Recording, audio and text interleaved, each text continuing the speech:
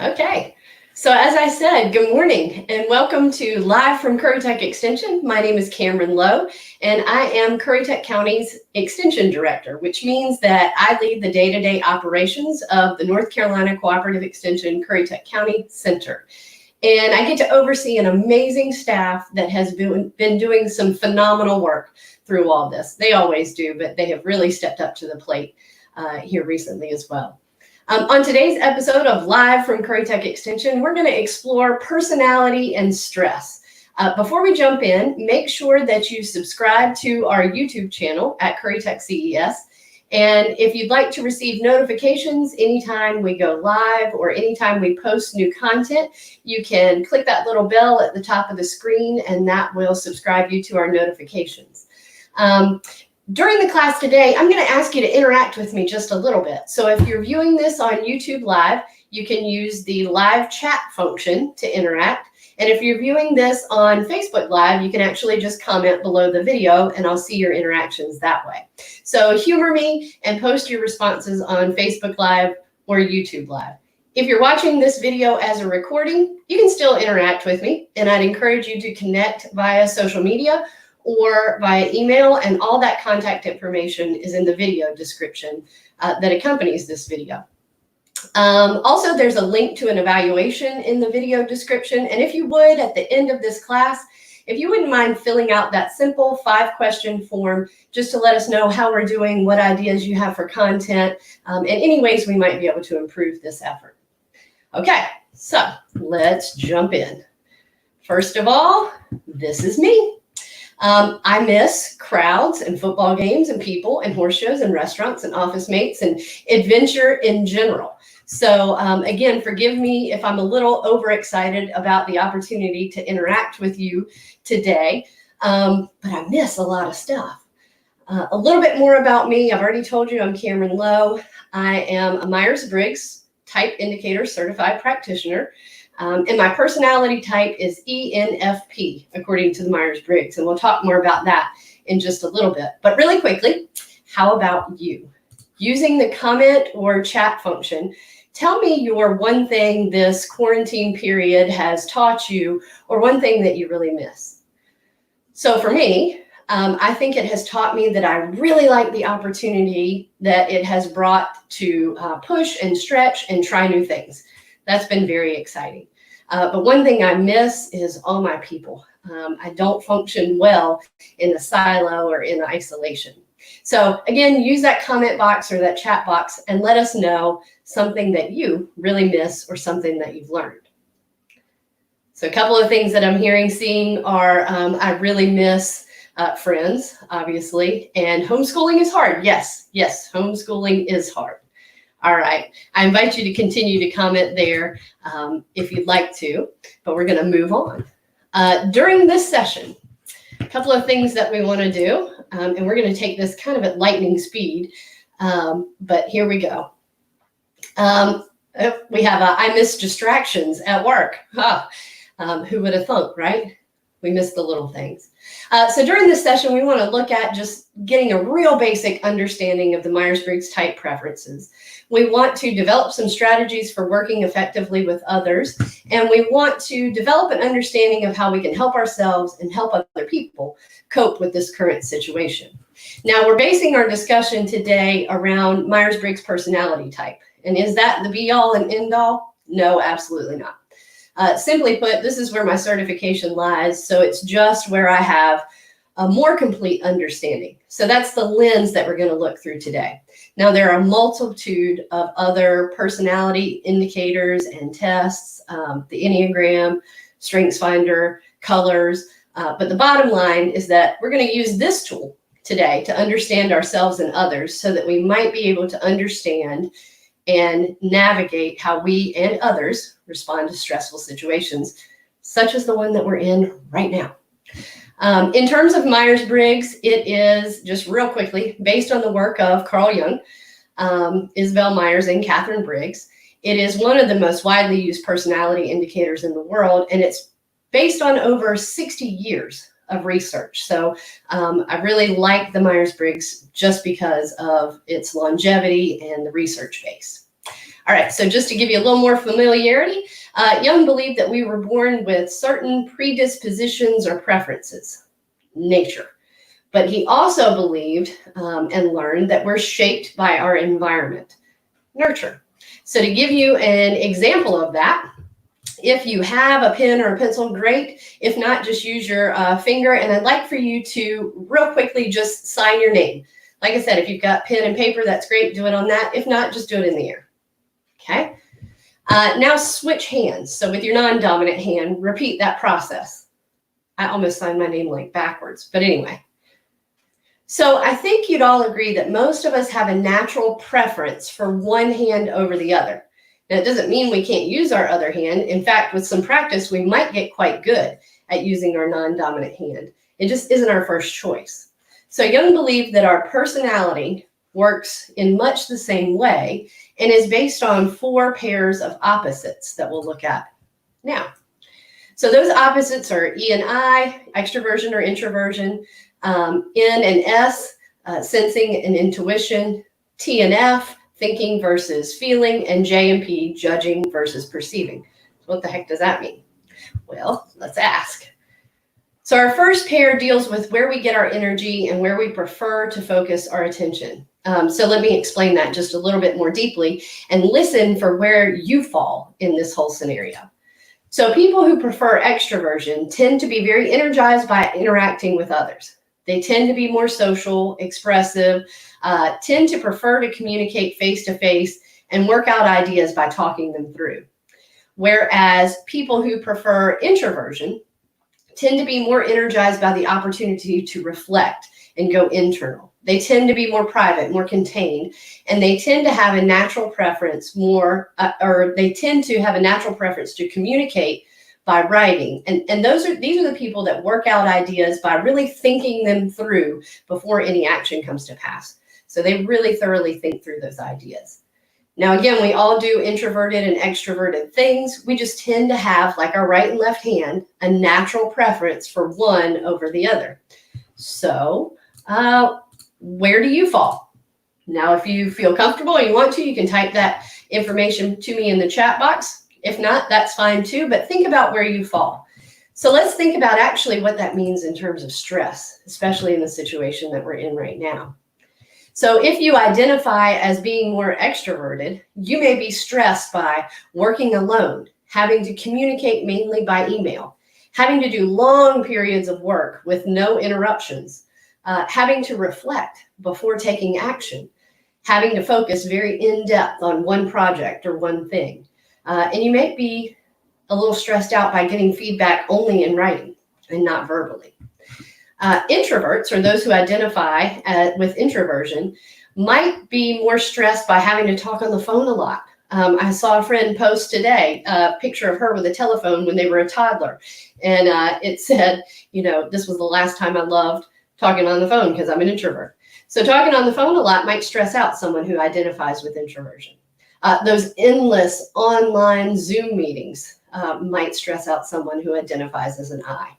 Having to act very quickly without having time to reflect and think about what you're going to do might stress out these people. Too many concurrent tasks and demands, and really balancing the needs of multiple parties, so work and family, may be stressful for someone who identifies with introversion. And I see a couple of folks commenting on exactly what you identify with more.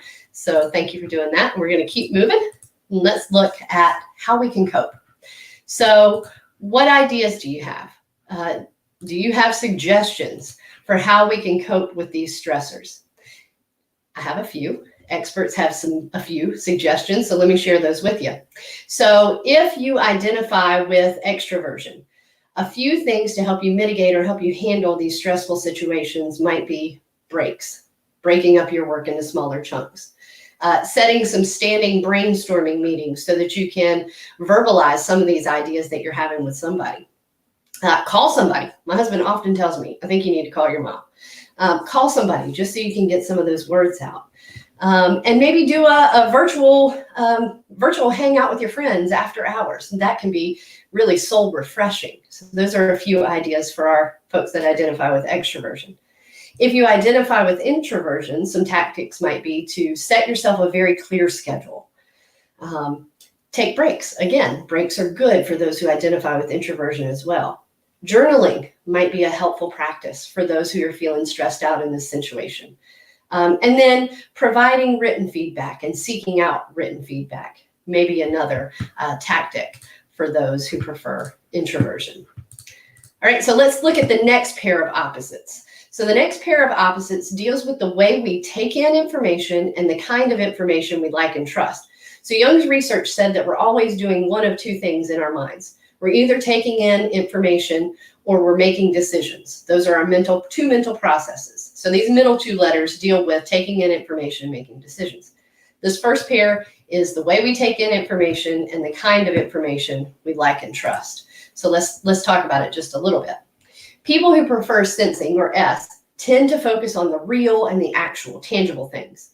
They observe and remember specifics quite often. They tend to be more factual, more concrete, more sequential. In fact, they tend to build really carefully toward well thought out conclusions.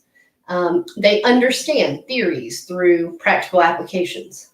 They tend to be very much more specific and literal, and they tend to trust their experiences. Whereas, whereas people who prefer intuition tend to focus more on patterns and meanings, and they remember those specifics, but only when they relate to a pattern. People who prefer intuition tend to be more abstract, more imaginative. They follow hunches. They get to a conclusion very quickly. These are the folks that like to generate ideas and theories, and application is really kind of secondary. These are the folks also that use a lot of metaphors and analogies and tend to trust their insight. So again, I'll ask you, and if you're comfortable sharing, if you want to share, that's great. If not, that's fine too. Where do you fall? Do you identify with S or N? In terms of stress, intuitives may feel more stressed about having to deal with present realities. Again, these are future forward people. So having to deal with the situation at hand may be more stressful for someone who identifies as an intuitive. Being required to be very practical may be stressful. Having to attend to numerous fine details is very stressful. Again, these are broad picture people. Checking behind with the accuracy of facts and having to do things in a very prescribed way, which sometimes, especially in the situation we're in right now, we're thrust into those kind of situations. And that can be very stressful for those who identify as intuitives. Those who identify as sensors may find that they are more stressed out by having to do old things, but in very new ways. A lot of us are still having to carry out the same functions of our job, but we're having to do it in a really new, really innovative way. And that might be stressful for someone who identifies as sensing. They may be stressed by too many complexities. There are a lot of moving parts to all this. They may be more stressed out by having to attend to others' insights. Everybody else has this harebrained idea and they've got to figure it out. Having to focus on possibilities, what this could mean in the long term. And they may also find stress in searching for the meaning in facts. And I see a few of you reporting in your letters. Thanks for that. So again, I can share my ideas in terms of what's helpful in terms of folks that identify with each of these things. But do you have ideas? How can you cope? What's your personal experience? Here are some ideas for coping as an intuitive. So contact with others through apps or online tools where you can do some information exchange and be intuitive and be creative. That can be very helpful for folks who identify with intuition. Finding or creating those opportunities for brainstorming can be very helpful. Looking for themes and meanings in conversations and trainings, that can be a very helpful tactic. And creating or getting involved in projects that require long range or future thinking. There is another side to this. So your folks that identify with intuition are really the folks that can kind of push you through to the other side and think through those types of things. Thanks again. I'm seeing lots of feedback on S versus N. Those who are sensors, some tactics for dealing with the stress. Information repositories and sharing. So if you're a sensor or you're dealing with a sensor, it's helpful to find some of those places with accurate facts, accurate, timely facts. That can be very helpful. for those who identify with sensing. Look for ways to apply trusted systems to new situations. Yes, it is a broad new situation, but maybe there are some tried and true ways of doing things that you can apply to the new context. That can be helpful for relieving stress.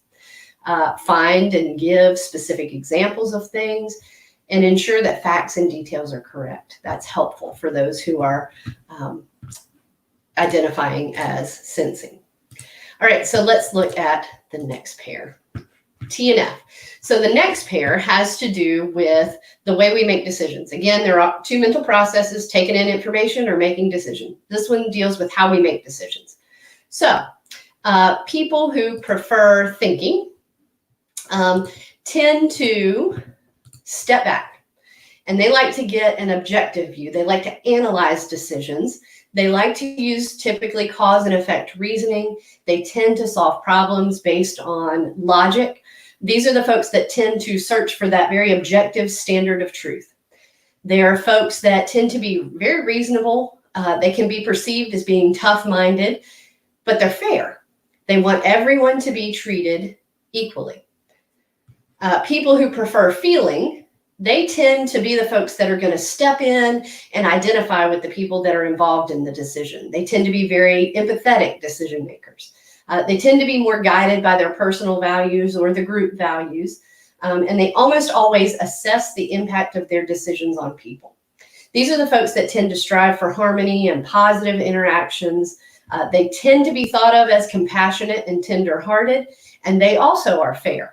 They want everyone to be treated as an individual according to individual needs. So again, where do you think you fall? T versus F. Let's look at, and I'll give you time to do that, but let's look at, thank you for sharing. I see several T's coming up in my chat box. In terms of stress, those who identify as feeling, or F, tend to be stressed out by having to analyze situations objectively and make decisions based on that. Setting criteria and standards may prove very stressful. Focusing on tasks only rather than individuals may be stressful for those who identify as feeling. Being expected to use logic alone to make decisions is a really tough one too. And then questions that feel divisive is really hard for someone who identifies as F. Now, you remember Jung said that we're shaped by nature versus nurture, nature and nurture. It's really kind of funny because most of our male, or statistically more males, identify as thinkers and more females identify as feelers. And really we think that's based on more of a societal norm and maybe not your real predispositions. So that's something to think about too. Those folks who identify as thinkers may find stress in adjusting to individual differences and needs. They might find stress in trying to notice and appreciate what's positive and focusing on processes and people during this difficult time. They may be stressed by having others react to their questioning as divisive. Thinkers are folks that question a lot of things, and sometimes that can frustrate those of us who identify as feeling. They tend to be stressed out by having to use their personal situations or their personal experience to assess situations. So again, coping. What are some of your ideas? What ideas do you have for coping as a feeler, as a thinker? So from my perspective and some of the research-based information is if you are a feeler, finding and focusing on the positive can be a great source of stress relief. What are the potentials? What are the positives? Asking for others' opinions and concerns. Again, that just kind of activates your ability to use feeling to guide you in some of those decisions. And that can be a very helpful stress reliever. Finding projects that really involve meaning for yourself and for others can be very helpful. If you're a thinker, looking for those cause and effect relationships and projects to work on, that can be very much stress relieving. Using concise language with others to express your needs and trying to help folks express their needs in terms of that same concise type language. Finding objective data to support your projects. That can be actually really stress relieving for a thinker. You know, I'm going to jump out into this YouTube live world. Well, that's great. Let's look at the statistics. The thinkers are the folks that really want to look at the statistics and the metrics, and that helps justify that decision in an objective term. So that can be stress relieving for thinkers. All right. Again, if you've got any questions or comments, throw them in either one of those chat boxes, and I'd be happy to interact there. The last pair deals with our attitude toward the outside world. There we go. And how we orient ourselves to it. An easier way to understand this one is in terms of Jung's research. It is really looking at, do we prefer taking in information or do we prefer making decisions? So that's kind of what this last pair deals with. So people who prefer judging, J, and I'll go ahead and put this up. Which one do you identify with? People who prefer judging tend to be more organized, systematic, methodical. These are the folks that tend to make short-term plans and then short-term and long-term plans and then follow them out. They like to have things decided. These are our decisive people. They tend to resist reopening decisions, and they very much try to avoid last-minute stresses. So these are folks that like to have things decided. They like to make a plan and work the plan. People who prefer perceiving tend to be more adaptable, more curious. They tend to have a more casual approach to decision making. They like to keep things open-ended so that they can adjust very flexibly to new information and changes. These folks really like gathering information. They like to explore all the options. They tend to resist cutting off options and making those decisions too soon. And these are the folks that are actually energized by those last-minute pressures, believe it or not. So if you identify as J, typically you're the type of person that likes to have things decided. If you identify as P, typically you're the type of person that likes to explore options, all the options, before making a decision. So again, where do you fall? Do you identify more with J or more with P? Some stressors in this situation. Folks who identify as perceivers tend to find situations where they have to organize themselves and they have to organize others. They find those situations stressful. They tend to find stress in working within strict timeframes and deadlines. Developing contingency plans, being required to plan way ahead can be very stressful for those who identify as perceiving. And they tend to be stressed out when other people distrust their last minute energy. So those situations can be stressful for perceivers. Those who identify as judging might find stress in that whole process of waiting for structure to emerge. Again, these are your decisives, so they like those structures there. They may find stress in too much flexibility around deadlines and timeframes. These folks are generally going to be stressed out about dealing with surprises. They don't typically like to open and reevaluate tasks once the decision is made. So that's a stressful situation. And these folks are really stressed out by having to perform at the last minute. So where are you, J, P? And I see lots of J's coming in. That's kind of funny. Thank you for that. All right. So finally, again, how can you cope? Right? So this is a weird situation that we're in. So some coping strategies. So for those who identify as perceiving, think about you're working from home. Maybe one strategy is to allow for some flexibility or to take advantage of the opportunity for flexibility in your work schedule, in your workplace. Another strategy is to try to limit your options so that you improve your focus. Or maybe set time deadlines. I can only explore options for a set amount of time. Those can be stress relieving activities. And then it can be helpful for those who identify as perceiving to find projects where the process is just important as the end result. That can be very fulfilling for someone who identifies as perceiving. Those of you who identify with judging, some stress relief tactics or some things that you can do to kind of reduce stress in this uncertain time, is one, establish your own schedule or your own routine and stick to it. Those are decisions that are already made. Those who prefer judging tend to like those decisions. So go ahead and make them and stick to them.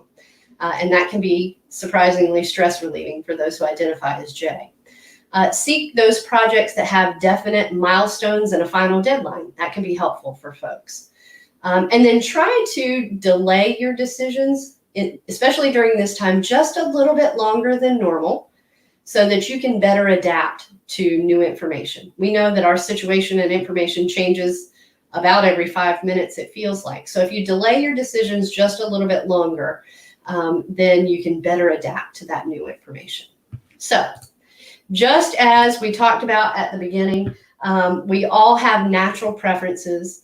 That doesn't mean we're incapable of using the other side of our personality preferences. In fact, type development or type maturity is moving from what is natural or comfortable or feels good to what is appropriate. So I hope that you now know your type, you understand your strengths and weaknesses, you understand other types and possible areas of conflict, and that you're able to apply this information to relationships, certain situations, businesses, and life. All right, so in the description beneath this video as well, there is a link to a brief description of the 16 personality types, and I do invite you to take a look at that. I'd also like to let you know just very quickly that this is in no way an in-depth assessment or interpretation of your type. You may have a pretty good idea of where you fall, and I certainly hope that you do. But if you'd like a more formal analysis, seek out a professional who is certified to administer the actual assessment. There is a cost, but I like to say that the Meyers-Briggs saved my marriage and saved my career. So in some cases, that cost might be worth it to you. In other cases, this may be enough. So you do you. I'm great either way. So really, unless anyone has any questions or comments, that's it for today's episode of Live from Currituck Extension. Make sure that you subscribe to our channel, click that bell for notifications, and check out the description below for links from today's class. And please, please, please take a few minutes and fill out that short 5-question evaluation. It'll help us improve what we're doing and give you what you need to make it through these times. Tomorrow's class is going to be fun. Gather the kids and join the Engineering Marshmallow Challenge, brought to us by Stephanie Minton, our 4-H program assistant.